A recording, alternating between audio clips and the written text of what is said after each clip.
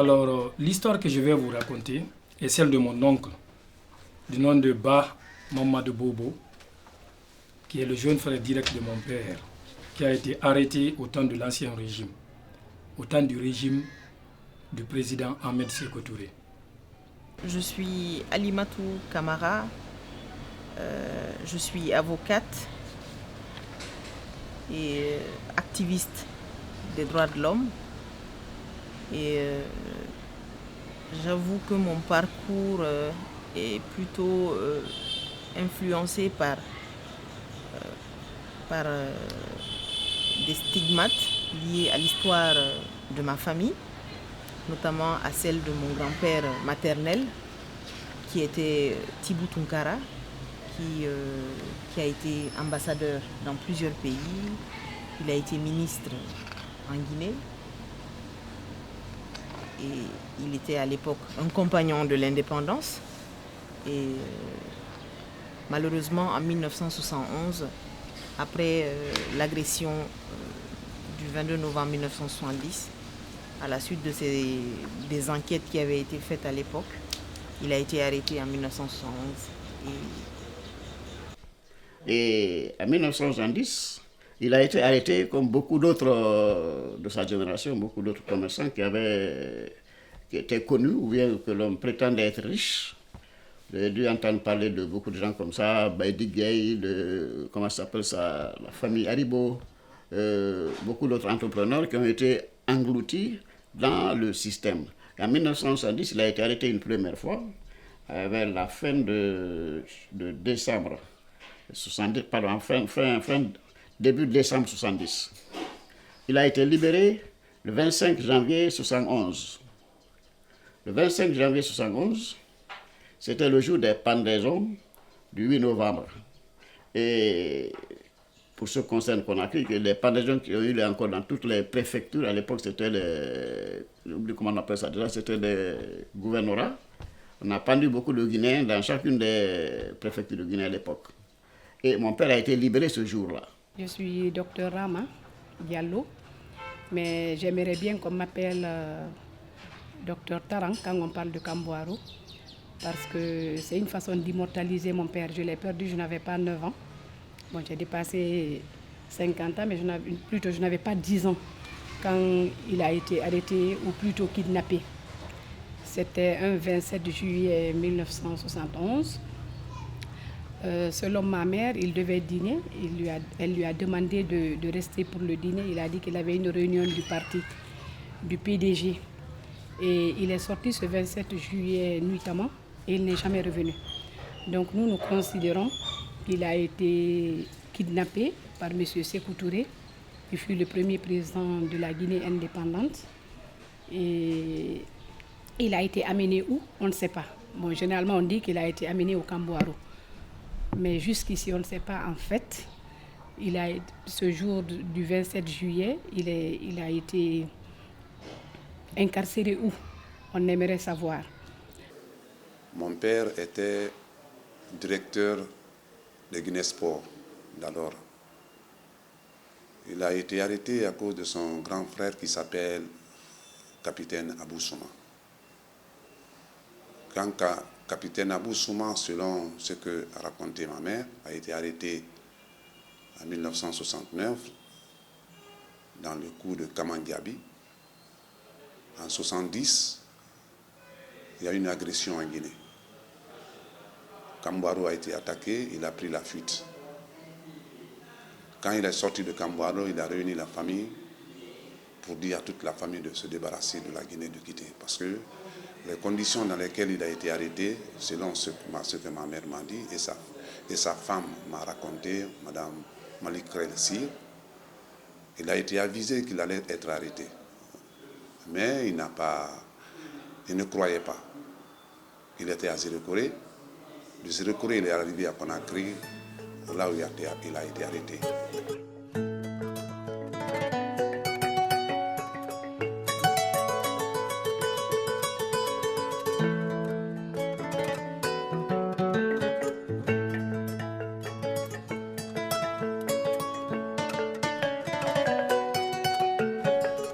Alors, dans ce cadre, l'OMVS a eu besoin d'un homologue de l'expert des Nations Unies, le programme Nations Unies pour le développement.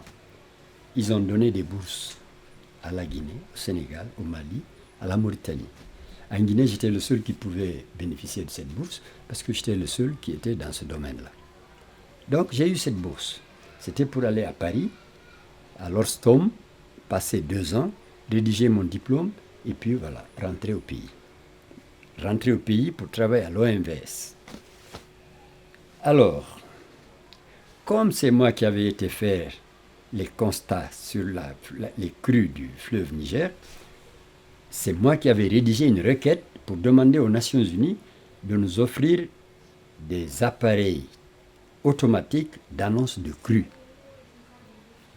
Les Nations Unies ont donné leur accord de principe, ils ont amené des experts ici pour que moi j'aille avec ces experts sur le terrain pour qu'on sache quel type d'appareil il faut amener.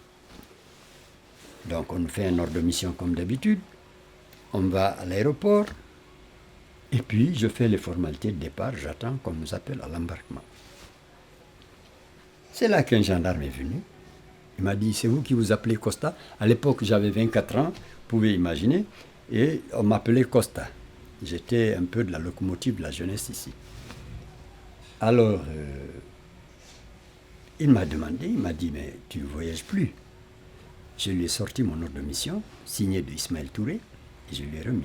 Je lui ai dit, tu vois, c'est un ministre qui a signé cet ordre de mission, et je voyage avec ces gens-là. Il m'a dit, tu ne voyages plus. Bon, moi, je n'ai pas insisté. Il m'a amené dans le bureau du chef de la gendarmerie de l'aéroport. Il me laisse là, il s'en va. Entre-temps, on entend au micro l'appel à l'embarquement des passagers de la Haute-Guinée, de Cancan. Alors, le gendarme qui était là, il me dit, jeune homme, dépêche-toi, sinon tu risques de rater ton avion. Je me lève, je veux sortir, je rencontre encore le même gendarme à la porte. Il me dit, non, tu ne voyages pas. Et tu as un sac? Il me dit, oui. Je dis, oui, j'ai un sac.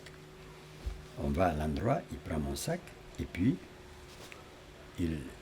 un commandant de la gendarmerie qui était là est venu, il m'a mis les menottes et il m'a embarqué dans la Jeep de la gendarmerie. Selon les explications de mon père, son jeune frère, M. Ba Mamadou Bobo, avait eu une bourse pour aller travailler à l'extérieur avec le BIT, le Bureau international du travail. Je crois que c'était un stage de formation. Un stage où en tout cas il était parti, il a fait plus de 3 ou 6 mois, je crois près d'une année à l'extérieur, en France précisément, pour cette formation, parce qu'il travaillait au niveau du ministère du Travail. Oui, à l'époque on appelait ce ministère le ministère du Travail. Donc il est parti dans ce cadre-là. Et quand il est revenu, comme vous le savez bien, au temps de l'ancien régime, au temps du régime de Sékou Touré, tous ceux qui partaient à l'extérieur, soit pour des affaires, pour des business ou pour un travail quelconque, dès que vous revenez en Guinée, on vous taxe soit de 5e colonne, c'est comme ça qu'on taxait les personnes, toute personne qui était opposée au régime de Sékou Touré, soit on vous taxait de 5e colonne, ou d'opposants, ou d'ennemis de la révolution. Donc c'est comme ça effectivement, quand mon oncle est revenu de la France, alors les problèmes ont commencé pour lui. C'était de petites convocations par-ci, par-là, juste pour savoir si peut-être quelques personnes qui sont à l'étranger, qui sont contre le régime, n'ont pas pris contact avec lui. Il a disparu. Sa famille n'a plus eu de nouvelles. Les seules nouvelles que nous avons eues, c'est le discours de Sékou Touré en France. Il a dit tous les condamnés à mort sont morts. Ça voulait clairement dire que lui et tant d'autres, ça en était fini quoi, pour eux. Donc ma famille a vécu dans l'espoir de le revoir, pensant qu'il avait peut-être survécu au camp Boiro. Mais enfin, lui, il a été plutôt arrêté au camp de Kindia. C'est là-bas qu'il a été exécuté. Malheureusement. Et donc, mon père, depuis qu'on l'a arrêté le 27 avril 1971, on n'a plus jamais eu de ses nouvelles. Il a complètement disparu. Et c'est après qu'il y a des gens qui l'ont connu en plus de là-bas, qui nous ont dit qu'il était à Kindia. C'est à Kindia qu'on l'a tué. Et le monsieur qui nous avait toujours donné des informations sur lui s'appelle monsieur Kaba Moïlamine. C'était son condisciple de prison. C'est lui qui a été l'un de ses amis à devoir le dernier vivant. Et d'ailleurs, il nous a dit simplement ceci, que mon père avait tellement été torturé que la tête ne tenait plus ici. La tête était devenue comme la tête d'un nouveau-né. La tête ne tenait plus sur le cou. Et on les a tués et liquidés comme ça dans des fosses communes. Dans la zone à la sortie de Kindia, il y a un petit carrefour qui mène sur Gomba. Lorsqu'on quitte Kindia, la route de Gomba, il y a un petit village là-bas qu'on appelle d'ailleurs, comment on appelle ça, le petit village Soussou ou Ondonsou. Il y a un petit nom là-dessus, excusez-moi, je suis un peu arrêté de nom là, peut-être que ça va revenir. Et c'est là, bon, je ne me rappelle pas tout à fait le détail, mais à droite il y a une grande forêt classée à l'époque coloniale. C'était cette forêt-là qui était en fait un site où on enterrait beaucoup de gens. Les cadavres, on leur faisait creuser leur propre tombe et on les enterrait dedans après les avoir fusillés. Mon grand-père aurait été fusillé, comme tant d'autres, une certaine nuit d'octobre 71, et plus de nouvelles. Pas de certificat de décès, pas de corps, pas de sépulture, pas de deuil.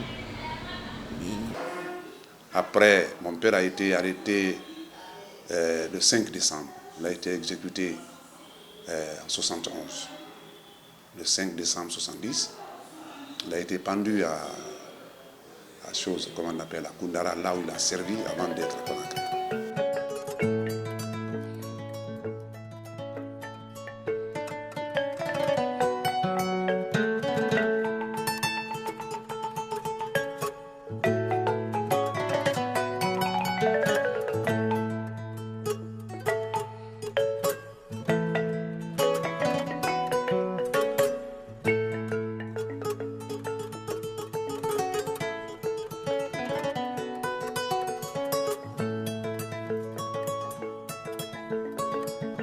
Donc ils m'ont laissé dans la voiture, dans la Jeep, et quand l'avion est parti, ils sont revenus me conduire à l'état-major de la gendarmerie en ville. Quand on est arrivé là, ils m'ont mis dans le bureau du commandant et ils m'ont laissé seul avec le commandant, qui lui me demande, mais jeune homme, qu'est-ce qui se passe? Qu'est-ce qui s'est passé à l'aéroport? Je dis, moi je voyageais sur Cancan et un de vos agents est venu me dire que je ne voyage plus.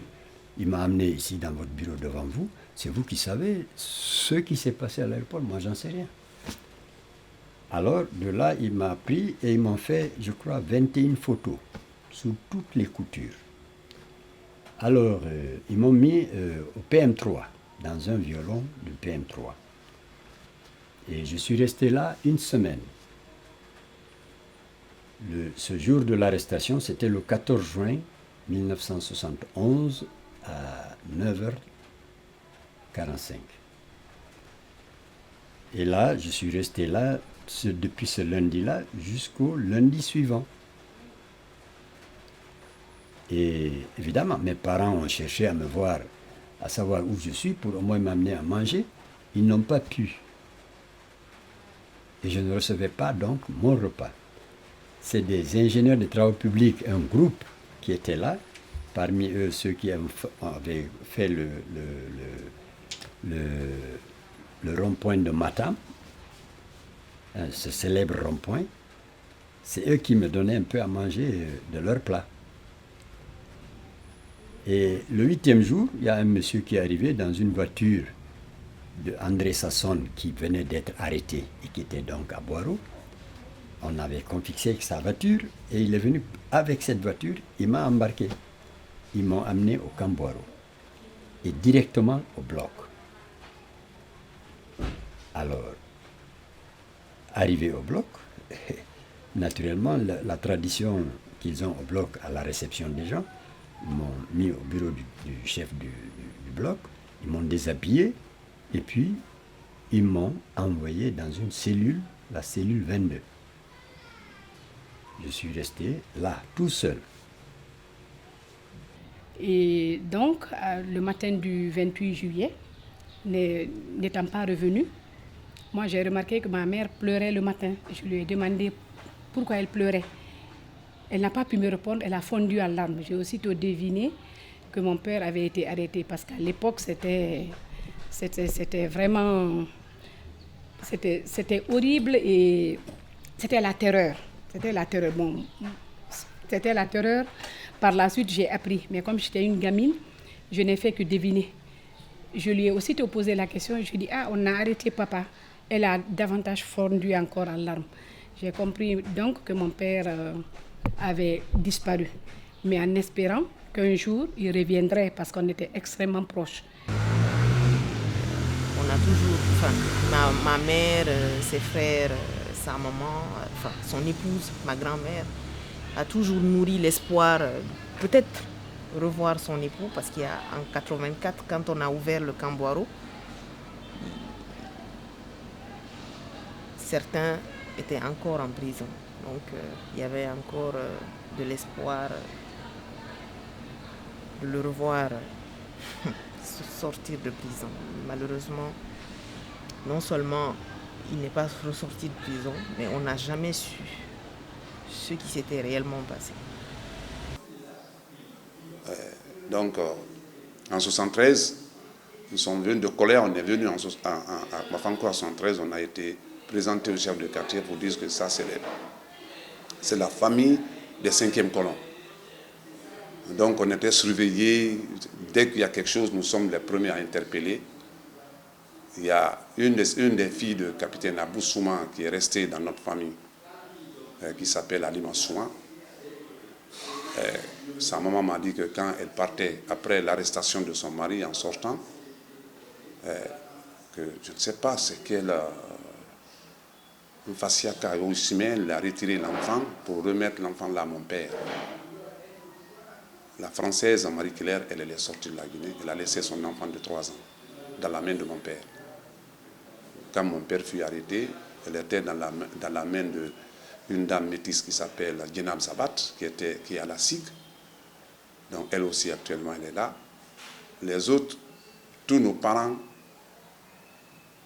qui ont été arrêtés après la fuite de capitaine Abou Souma, d'autres ont pris la fuite pour aller à l'extérieur. Nous qui sommes restés, nous sommes dans une situation vraiment pénible. Et après la prise de pouvoir, nous avons tout fait pour récupérer, pour avoir au moins, pour avoir nos biens.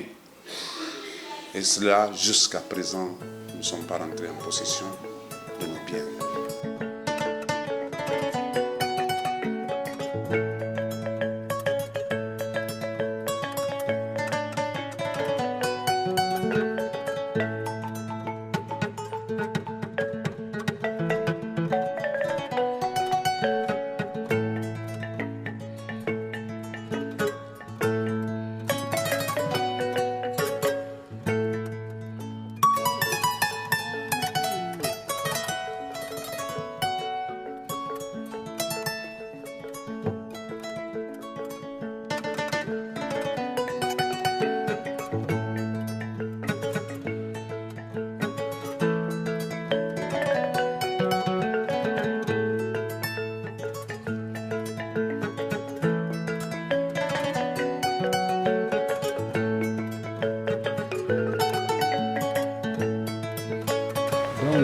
Je suis resté là et j'ai passé mon temps à revendiquer, à chercher à rencontrer quelqu'un qui serait concerné par mon cas pour que au moins on m'interroge. J'ai pas pu. C'était en juillet, août, septembre. En septembre, ils ont arrêté le groupe Émile Cissé qui était à Kindia. Et là, une nuit, on est venu, enfin, un matin, on est venu, ils ont fermé la porte, ils ont mis, je les ai entendus écrire quelque chose sur la porte, et puis je suis resté là 8 jours sans boire, sans manger. ce qui avait été fait au départ quand je suis arrivé. Et c'est là, en 1981, que j'ai été arrêté. Je m'étais marié 2 ans plus tôt. Ma mère était là-bas avec moi parce qu'elle avait fui ici aussi. Elle s'était tapé 85 km entre Cancan et Odiéné en Côte d'Ivoire là-bas pour nous retrouver là-bas en 1915. Donc, on m'a arrêté là-bas en 81. On dit que je suis le bas Lamine qui a jeté une grenade sur Sékou Touré ici. Et malheureusement pour eux, il y a eu un grand mouvement en Côte d'Ivoire, un grand mouvement qui a fini à révéler à tout le monde, y compris aux organisations de défense des droits de l'homme, que Houphouët-Boigny et Sékou Touré étaient en train de travailler ensemble pour livrer les gens au Cambouaro ici. Parce que lorsqu'on m'a arrêté à Abidjan, c'est le ministre de la Défense de l'époque qui a été l'une des courroies de transmission entre moi-même et les policiers guinéens. Donc, après donc, cette arrestation, comme dans toutes les familles, on nous a demandé de vider les lieux. Alors, on est parti chez un frère de mon père, un demi-frère de mon père, ils sont de même père. On a aménagé là-bas en attendant que ma mère trouve un logement. Les conséquences, quand j'en parle avec mes tantes et mes oncles, c'est qu'ils n'ont pas suffisamment bénéficié de l'amour de leur père. Et malheureusement, leur maman n'avait pas un niveau d'études suffisant pour pouvoir suffisamment les protéger face à la vie qui les attendait. Et ils étaient considérés bizarrement comme des parias. La grande sœur à ma mère m'a dit un jour qu'en classe, un de ses professeurs était venu, je ne sais pas en quel cours, et a commencé à tracer des lignes et a mis 5e colonne et a marqué le nom de son père parmi ceux qui figuraient parmi les traîtres.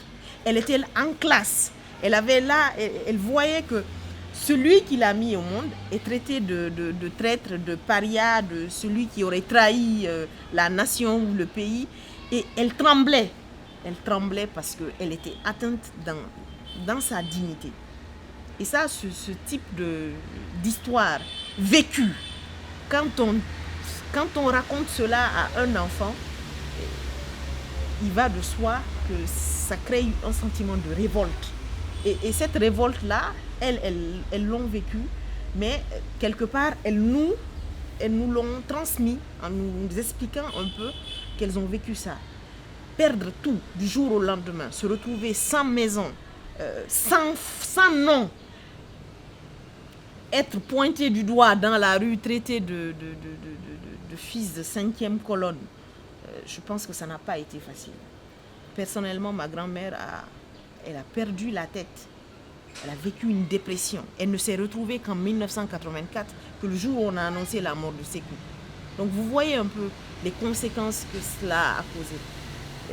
Vous savez, un père de famille, à l'époque comme mon oncle qui était déjà, comment on appelle cela, chef d'une milice et qui était inspecteur du travail, c'est quelqu'un qui avait, bon, disons parce que les fonctionnaires, ils sont un peu au-dessus du lot. Ils avaient un niveau de vie un peu plus élevé que la normale, que la moyenne. Donc mon oncle, il vivait bien avec sa femme, ses enfants. Et même nous, on en bénéficiait. Parce qu'il était parti en France, il est venu, il a eu un poste. Vous savez ce que je veux vous dire? Il gagnait un peu sa vie quand même. Et quand on arrête une telle personne, vous voyez l'impact que ça peut avoir ici sur ses enfants, sur sa femme et toute la famille. C'est des enfants qui ne peuvent plus aller à l'école. On ne peut plus subvenir aux besoins de la famille. Les enfants ne mangent plus à leur faim.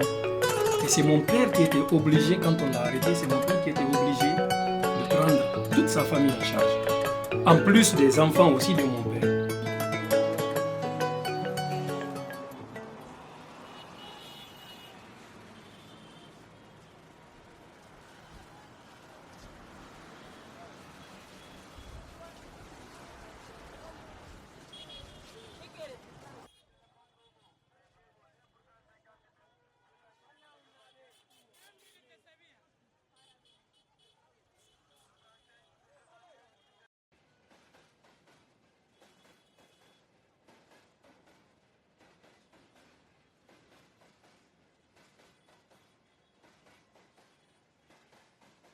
Parce que moi, le jour où on m'a arrêté aux cours locaux, où j'étais directeur chargé de l'enseignement, chargé du secrétariat. Et donc, j'ai quitté la maison le matin pour venir à l'école faire mon travail. J'étais dans ma petite voiture, je me gare et il y a des gens qui me montent là-bas me prendre. Et ils m'ont amené en même temps à la DST, la direction de la surveillance du territoire de la Côte d'Ivoire. Et j'y ai fait 24 heures et ma famille qui était là était complètement paniquée. On ne sait pas où je suis. Quelqu'un qui disparaît, parce que c'est une disparition dans le sens le plus droit de l'homme que vous connaissez en tant qu'avocat. C'est-à-dire qu'on vous fait disparaître sans informer ni là où vous travaillez, ni d'où vous venez. Donc, j'ai passé la nuit là-bas le 27, tenez-vous bien, c'était le 27 avril 1981, c'est-à-dire 10 ans jour pour jour après l'arrestation de mon père en Guinée. Donc, et on me met dans l'avion personnel de Fouet-Boigny, le Grumman. Vous voyez bien le niveau de complicité qu'il y a entre Sékou Touré et Houphouët. Et c'est à la fin du 8e jour qu'on est venu me chercher la nuit vers 2h du matin. On m'a amené à ce qu'ils appellent la commission. Alors, j'arrive à la commission. Une surprise sans pareil, je découvre mon professeur de philosophie, Mamadi Keita. Et j'étais, entre autres, un de ses meilleurs élèves, en philo aussi, ce qui nous avait rapprochés. Alors, dès qu'on j'arrive, il me dit, ah, bah, c'est ton frère Babano qui t'a dénoncé.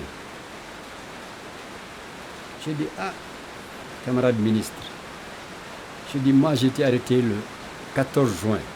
Mon frère a été arrêté le 6 août.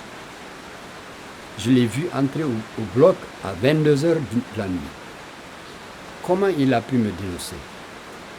Il dit, mais comment tu as su ça? Je dis, mais quand les gens entrent au bloc, nous, on est enfermés, on cherche à savoir ce qui se passe. Et là, j'ai vu mon frère qu'on a amené, qu'on a mis dans une cellule à côté. Il me dit, bon, c'est pas ton frère, c'est Baldé Ousmane. J'ai dit, ah oui, Baldé Ousmane, je l'ai déjà vu pendu au pont, donc je ne vois pas comment je pourrais m'en sortir là. Il me dit, en tout cas, c'est lui qui a parlé de toi, de la 5e colonne. Alors, à côté de moi, il y avait Mbaye Cheikh Oumar qui venait de sortir de la torture. Il avait encore les plaies. Mais comme il avait signé le papier qu'on lui a demandé de signer, on lui a donné un paquet de Craven A, les cigarettes filtrées là. Et lui, il est marié à ma nièce. Il me dit, ah, Esra, ben, il faut avoir confiance. Il m'a dit, bon, il ne va pas te faire du mal, il ne va pas te tromper. J'ai dit, Esra, ben, on ne s'est pas fixé rendez-vous ici. Occupe-toi de ton problème, je m'occupe de mon problème. Parce qu'il ne sait pas que je connais Mamadi. Alors, il me dit, en tout cas, c'est ça, et puis bon, je pense que tu dois aider la révolution en reconnaissant les choses. Ne te fais pas torturer pour rien, parce que nous, notre commission ici, on est humain. Mais il y a une autre commission qui est très peu humaine. Et je ne voudrais pas que tu ailles là-bas. Alors, il sort un papier imprimé qu'ils ont appelé topo général. Donc, il y a au moins 21 questions sur le Kamandiabi, sur le commandant Cheikh, comment dirais-je, Barigawadou, des choses comme ça. Il me dit, bon, il faut que je réponde à cette question. Je dis, je ne peux pas répondre à cette question parce que je n'y connais rien à ça. Il me dit, ah, écoute, bah, ne fais pas le têtu. Hein? Moi, je suis prêt à t'arranger, mais bon, il faut que tu fasses le nécessaire. J'ai dit, non, je ne peux pas générer ma dire sur ça. Je ne connais pas ça. D'abord, les gens dont il est question ici, je ne les connais pas. Deuxièmement, l'histoire dont il est question ici, je ne la connais pas. Alors, il appelle un des agents de Siaka, qui s'appelle Leno. Il dit, bon, écoute, envoie-le à la cabine là-bas. Il me prend, il m'envoie à la cabine. J'arrive, c'est une salle où vous avez un pneu dans de l'eau, vous avez des tessons de bouteilles, vous avez une barre avec des cordes, et puis les gens passent là chacun à son tour. Parce que lorsque toi tu es avec les 5e colonnes, ta famille est stigmatisée et indexée. Dans le quartier, vous ne pouvez pas faire quelque chose parce que tout le monde dit que c'est fils de 5e colonne, fils de 5e colonne, et ainsi de suite. L'impact est terrible, et pour ne pas dire horrible. C'est extraordinaire, et surtout jusqu'à présent, parce qu'on ne sait pas où est notre père, on ne sait pas où il est, qu'est-ce qu'il est devenu. On ne le sait pas. Tout ce qu'on demande, tout ce que nous demandons aux autorités guinéennes, c'est la vérité. C'est la vérité et que la justice se saisisse des faits qui se sont passés à l'époque pour blanchir ceux qui étaient innocents. Parce que beaucoup de personnes ont été emprisonnées à l'époque où on disait que c'était des coupables, on les indexait. Il y a même certaines familles qui sont toujours indexées jusqu'à présent comme étant des contre-révolutionnaires ou des rebelles ou je ne sais pas, ils sont taxés de quoi que ce soit. Il faudrait que la justice se penche sur ces faits, que l'on établisse tous ces faits, que l'on les clarifie pour qu'on sache qui est coupable, qui est innocent. Que les innocents puissent être innocentés et que peut-être éventuellement que les coupables aussi puissent être reconnus. Et surtout, ceux qui ont eu leurs parents, qui sont morts dans les geôles du Kambaro, qu'ils puissent identifier au moins que l'on dise, bon, voilà l'endroit où ton père, ou ton frère, ou bien tes parents, voilà où tes parents ont été ensevelis, pour que ceux-ci aussi puissent faire leur deuil. C'est tout ce que nous demandons au gouvernement.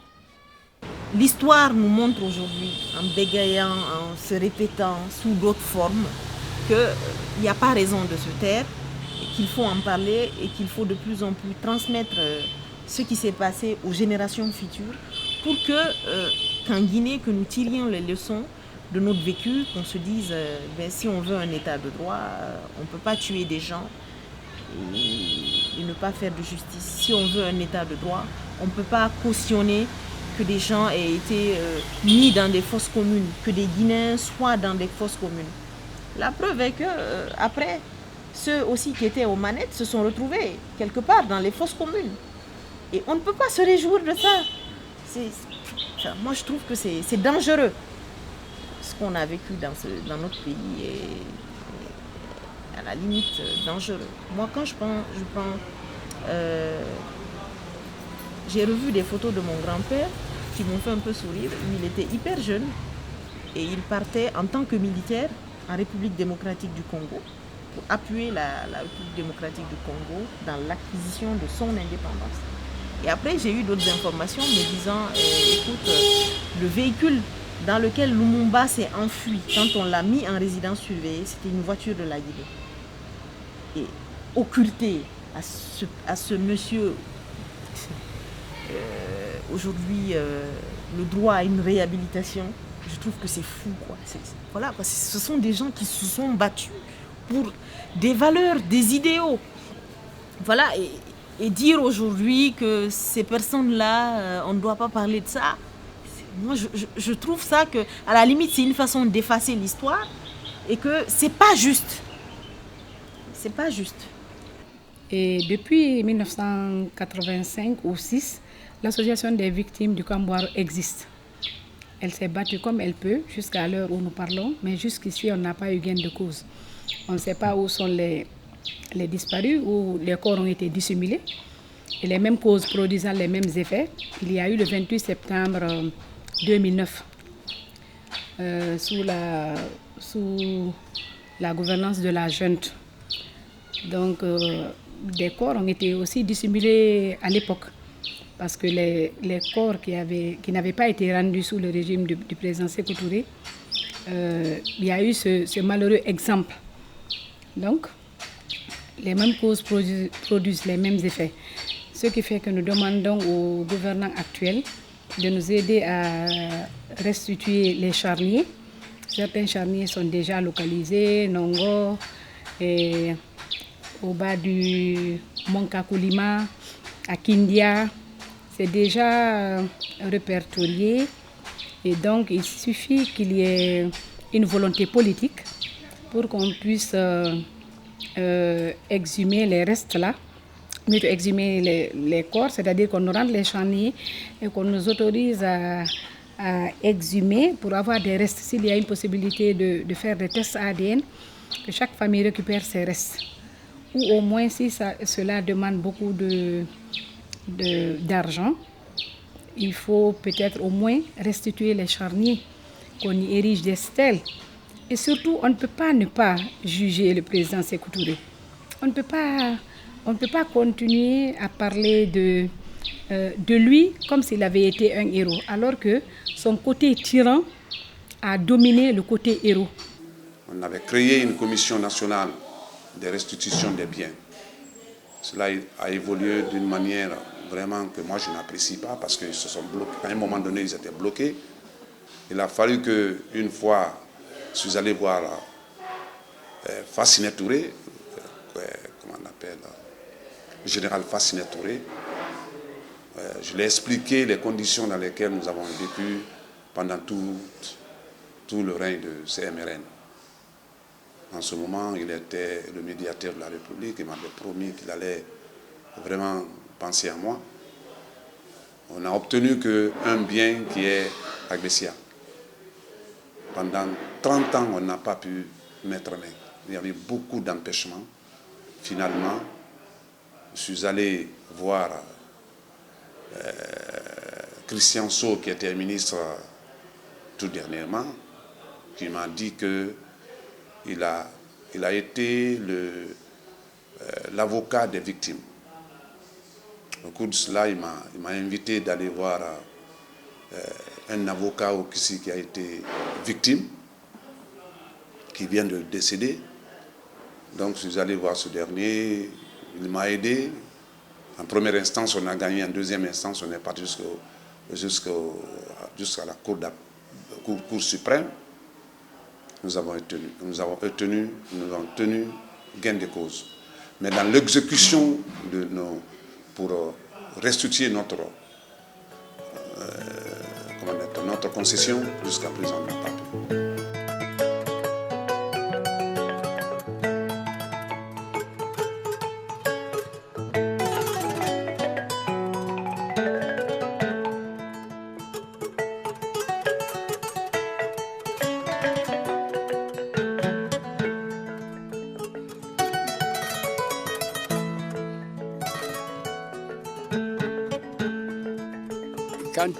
Quand ils prenaient les victimes par grand nombre, par exemple 4, 5, 10 au-delà, ils les amenaient ici.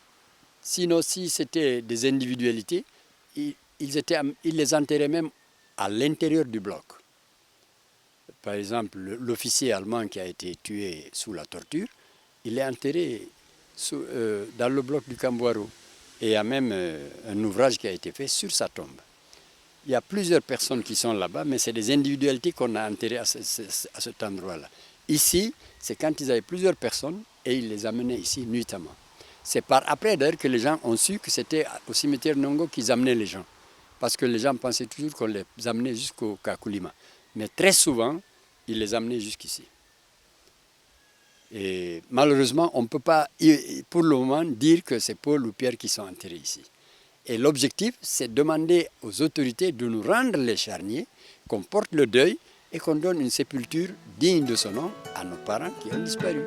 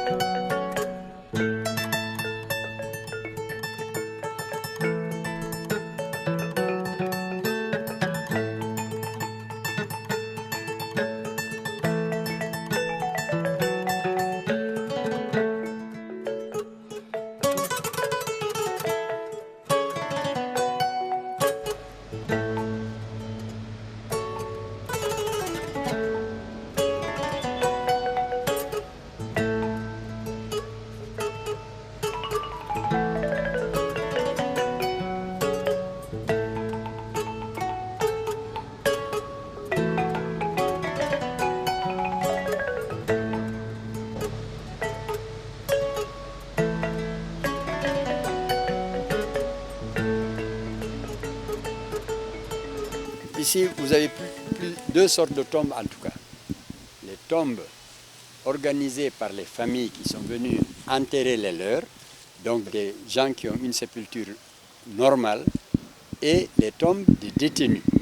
Les tombes des détenus étaient constituées d'une petite fosse, et on prend le cadavre enroulé dans du papier craft, le papier de ciment là, on pose sur le petit trou qu'ils avaient creusé, ils mettent des cailloux dessus et ils partent.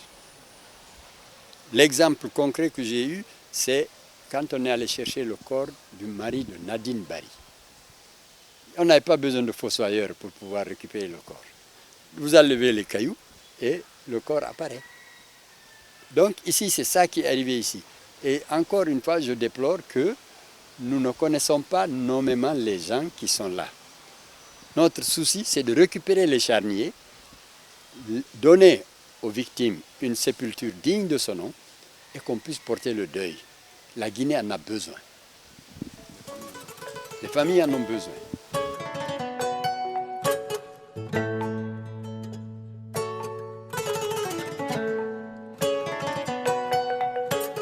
C'est de me dire tous les jours, en tant que citoyen, en tant que Guinéen, surtout en tant qu'être humain, qu'on ne peut pas, on peut pas minimiser la vie humaine. Et que lorsqu'on minimise la vie humaine, on détruit tout. Même si ces personnes-là avaient commis les plus graves crimes qui puissent exister, moi en tant qu'avocat, j'aurais pu encore les défendre. Parce que c'est ça mon rôle, c'est ça mon métier. C'est de défendre des gens qui, voilà quoi, ont commis des vols, des crimes, voilà, des viols. Et je me dis que même des terroristes qui placent des bombes, qui commettent les crimes les plus graves, méritent d'être défendus, méritent jusque devant un tribunal avoir encore cette part d'humanité. Et je me dis que tout a été biaisé de là et qu'il faut reconstruire ça dans notre pays. Il faut que l'on sache que même si ces personnes-là ont commis les pires atrocités, elles avaient droit à un procès équitable, elles avaient le droit à la vie. Et ça, je pense que c'est le combat, moi personnellement, de ma vie.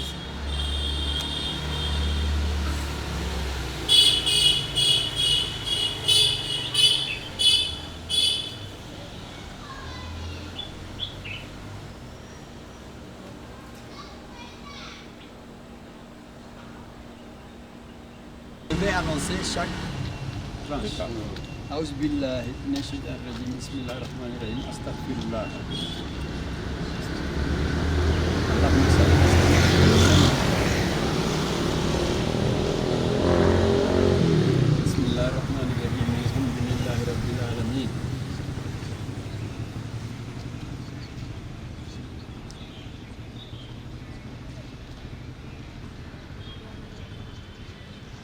Allahu la ilaha illa huwal hayyul qayyum.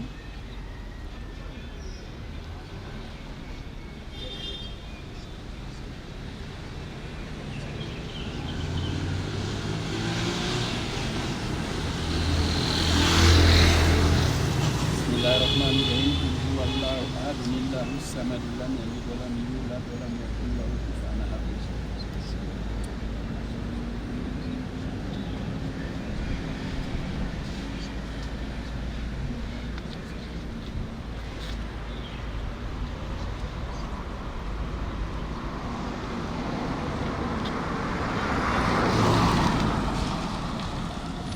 اللهم صل على سيدنا محمد الفاتح لما أغلق والخاتم لما سبق ناصر الحق بالحق والهادي إلى صراطك المستقيم وعلى آله